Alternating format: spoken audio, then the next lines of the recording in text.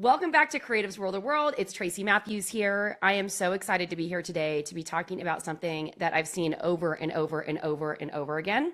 And also, if you're watching this video, I want to just call out my little t-shirt that I'm wearing today. You can watch it over on YouTube. It says, being yourself is cool. And I think being yourself is cool. And this really actually relates specifically to this episode today, because I know so many people who are trying to build their creative business, whether you're selling a physical product or jewelry, or you're building a brand, right? Maybe you're even coaching, service provider, healer, like whatever it is. You're a visionary, you're a creative, you're a creator at the core, right? And you're frustrated because you're posting, you're showing up, you're doing all the things that people say that you should do. And potentially, maybe you're not getting the financial reward for all of that work. And so I know that this is a frustration. I have been there too. And there is a lot to dig deep into this today about why this happens. And so if your sales are inconsistent and you're someone who is really trying to scale, you've been in business for a while, and you're ready to take your business to the next level, I just want to tell you, it's not a content problem. It is not a you problem. It's something else altogether. So this episode is for the founder who is showing up every single day and is confused about why their content, their messaging, and everything is not converting. You are not lazy and you're not inconsistent. You're doing all the things. Sometimes we just need a little tweak. Sometimes we just need a little dose of refreshed energy. Sometimes we just need some outside eyes to be able to see what we can't see. And I think sometimes forget that content in sales is not the same mechanism. Content might be part of the funnel, the marketing funnel that drives people to want to learn more about you, et cetera. But sales is a whole nother topic. And while they work together, and there's a huge interconnected ecosystem with your marketing and your sales and the content strategy that you have, zooming out a little bit and taking a step back to take a look at this. Now, I know if you're anything like me, I know that this is a constant struggle because some people feel like they are so much in a loop. I call it the content hamster wheel. We talk a lot about it. I'm hosting a masterclass for jewelry business owners every single week called The Future of Jewelry Marketing. And we're talking about this content hamster wheel. It feels so frustrating. And one of the things that one of my tools, Desire AI, helps is to get out of that constant hamster wheel, right? Because one of the things, you're like creating content. You're hoping for engagement. You're hoping that people are commenting. You want to make a few sales. You're repeating the process, but for some reason, nothing is compounding. And you've heard this term before about compounding interest. Well, all the effort that you are taking in your business should be compounding. It should be growing together and getting people to take that next step at some point. And the one thing that I've been teaching for years and years and years is that just creating content without a solid brand foundation is basically a waste of time, right? It's not going to build momentum, and it's just going to feed this constant hamster wheel frustration thing that you're in, doing all the things and not getting the result. Now, I think what a lot of people don't think about is how their content interconnects with their sales system. And I understand this all too well, because when you're trying to figure something out for the first time, there's a learning curve. And then also there's nuance, right? Because today you hear everyone, including myself, talking about messaging and really getting inside the head of what the people are thinking that you are trying to serve, right? Whether you're selling a physical product or you're selling coaching or your services or your transformation or your healing or whatever it is, right? And when I was launching my new program, The Art of Reinvention, a couple of times last year, it really took this learning curve, and I felt so cringy every single time I was showing up. In fact, I was posting this content, people were resonating, people were landing with it, but when it came to trying to get people into my funnel to have a sales conversation, well, that's where the challenge happened. And so this is a constant refinement in understanding, okay, here's how we move people forward, and how do we get them to a space where they're ready to raise their hand and say yes, so that we can avoid the hamster wheel. Because here's the thing, posting more content that's strategic can absolutely 1000% help you grow your sales. So I'm not saying that that's not the case, but just posting content to post content without a strategy and without measuring how it's actually performing, well, that's just a waste of time. There's a difference. Because you hear there's so much information out there, like post once a day, post 4 times a week, post 3 times a day. Like, how much are you supposed to do it, right? And there's no right or wrong answer. You can do whatever you want. But finding that mechanism that allows you to step into not only just being visible, but magnetizing the right people to you, well, that's when everything starts to shift, because there is a difference between being visible and being seen with whatever it is that you're selling, your jewelry, your products, and everything, and being sought after. And so we see this a lot in the jewelry industry. I talk about this a lot. What is the difference between a brand that sells out of their collections the second they drop the collection, right? Versus a brand, a founder-led brand that drops their collections and they hear crickets. Well, I will tell you, it is the energy of the founder behind it.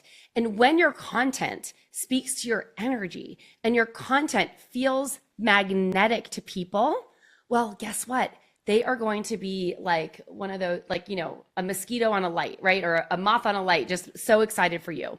Because when you're magnetizing people, people are actually looking for you. You're not out there finding people or searching for clients, right? And the thing that I think is a little bit tricky is a lot of what we're taught is this content strategy for visibility. And most of us are not taught a content strategy to create magnetism. So magnetism is created by having a very strong viewpoint. And when I talk about a viewpoint, I mean, these are stakes in the sand, your messaging, how you speak to people, your brand vibe and aesthetic, the energy that makes your brand you. Over the past couple of weeks, I've been talking a lot, actually for a long time, about building a founder-led brand, because I truly believe that the future of all business, because of AI, which is AI is amazing in so many ways. It's also a hindrance in certain ways if you're not using it the right way. And most people aren't aware of how they're using it. That's wasting time. When you're using it the right way, in a strategic way, and truly as a collaborator, it can help you get a lot of things done a lot faster. Desire AI is proof of that. So I want to talk a little bit more about what creates magnetism. Well, first and foremost, it is a strong point of view. It is a clear brand identity. It is clear messaging, and it is content where people feel seen and heard. And I'm saying this because you've been hearing me talk about building your founder-led brand. And when the founder is so embodied in what they stand for as a business, and it's easy for them to just share it, it rolls off the tongue, they can share what they do very easily. People know what they stand for, their messaging is clear, and they're showing up as them. And they're using that, the framework of repetition, like continuing to say the same things over and over and over again. Well, that's where the magnetism starts.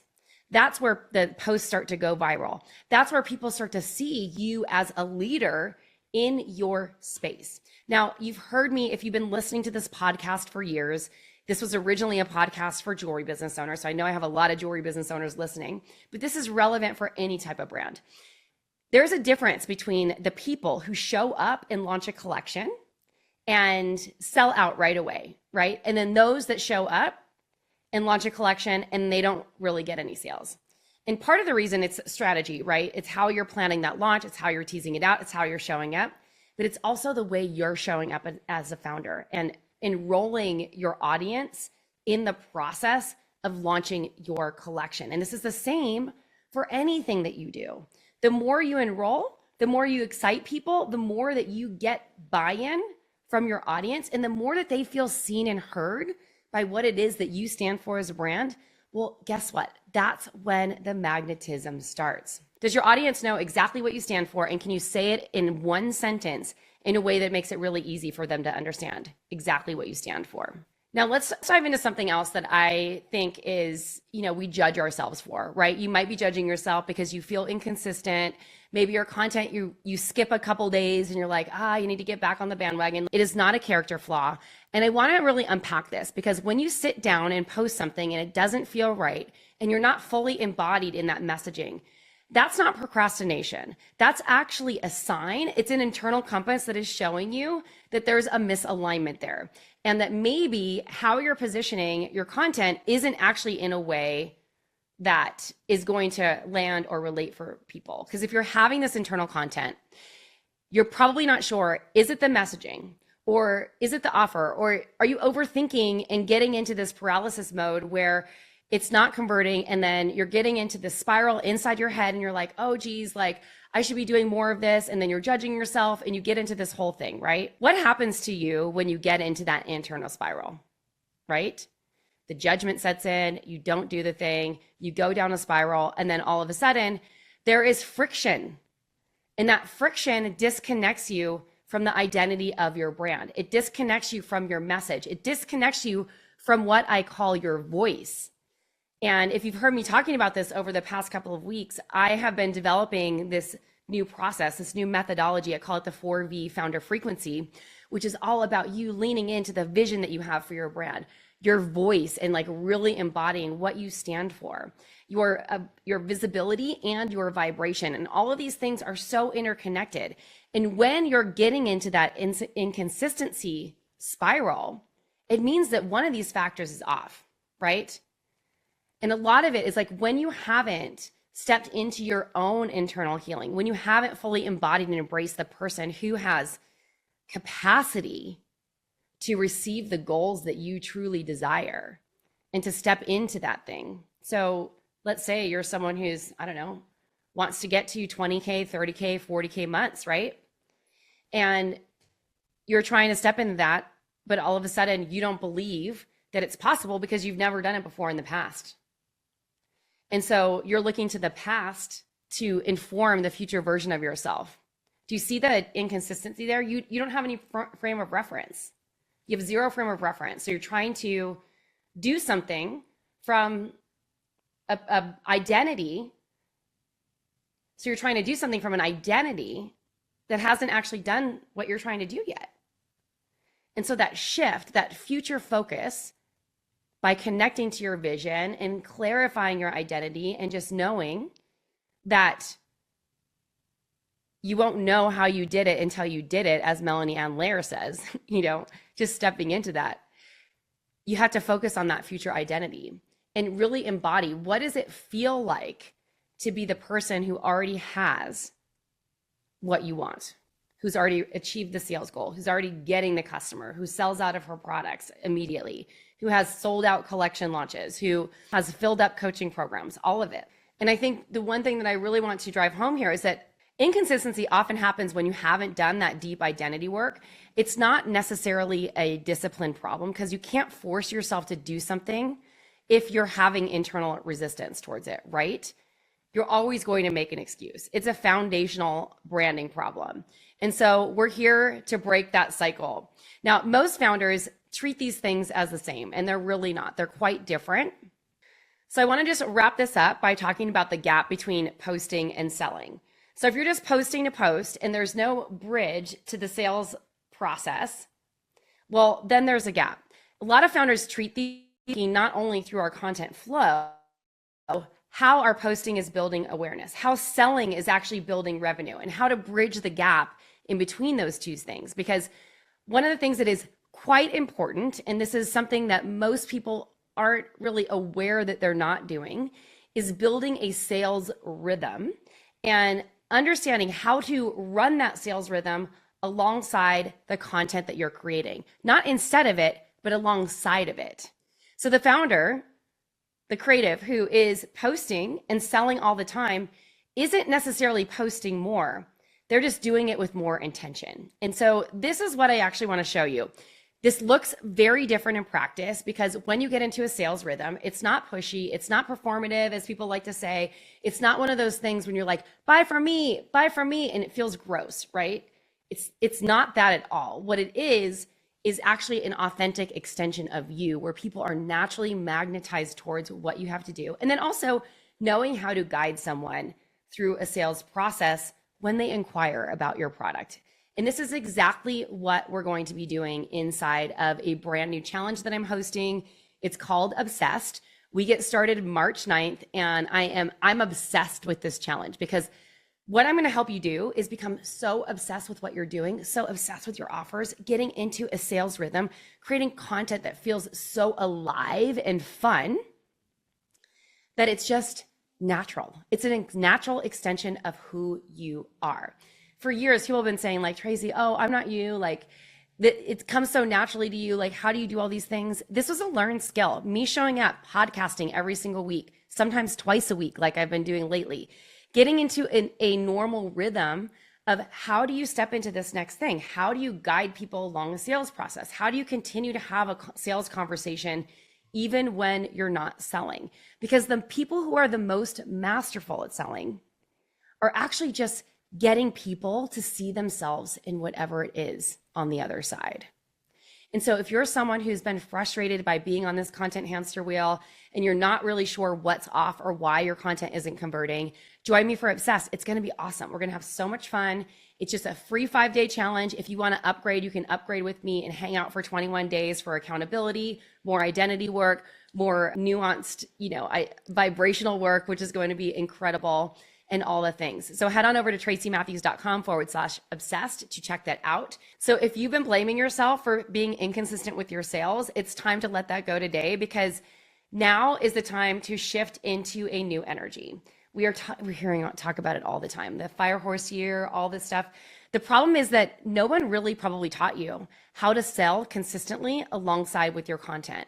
And what I want to help you do is to become a master at sales, to become in the spirit of loving it so much that it feels like not only a natural extension of what you do and offer, but also fun and gamified, and something that you are literally offering people something of so much value that they can't not buy from you.